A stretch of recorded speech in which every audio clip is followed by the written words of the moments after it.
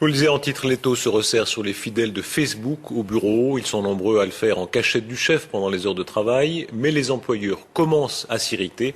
Beaucoup ont déjà bloqué ou vont bloquer l'accès à Facebook. Fanny Moy, Véronique Wicht.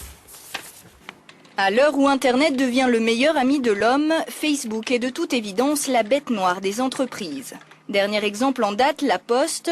Depuis mi-décembre, l'accès au site de sociabilité est tout simplement bloqué. Et pas forcément pour la raison que l'on croit. Avec Facebook, on a estimé qu'il y avait un risque que des virus attaquent le réseau de la Poste. C'est un élément primordial pour la Poste parce qu'il y a bien sûr les affaires courantes, mais il y a aussi le trafic de paiement avec des sommes importantes qui rentrent en jeu. Finalement, quelque chose d'assez proche du système d'une banque. Même scénario au HUG, la directive sur l'utilisation d'Internet existe depuis un an. De nombreux sites contraires à l'utilisation professionnelle sont répertoriés dans une blacklist et Facebook en fait partie.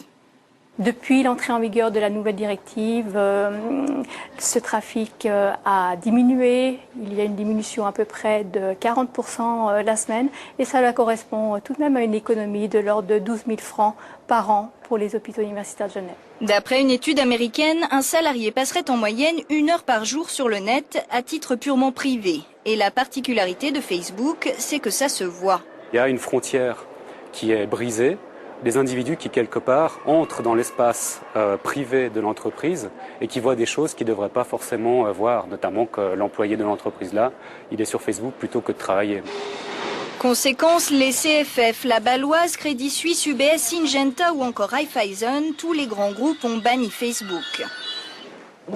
Seule la banque privée Bordier surfe à contre-courant sur le web. Elle vient de créer un groupe sur le célèbre site pour faire sa pub et séduire de nouveaux clients. Nous voulons être absolument un peu plus originaux et Facebook fait probablement partie des choses un peu plus originales et à condition de respecter quelques éléments de base en matière de sécurité notamment, nous sommes tout à fait heureux de tenter l'expérience. Aujourd'hui, Facebook, c'est plus de 200 millions d'internautes et ce marché gigantesque accessible en quelques clics pourrait bien faire changer la politique de certaines entreprises.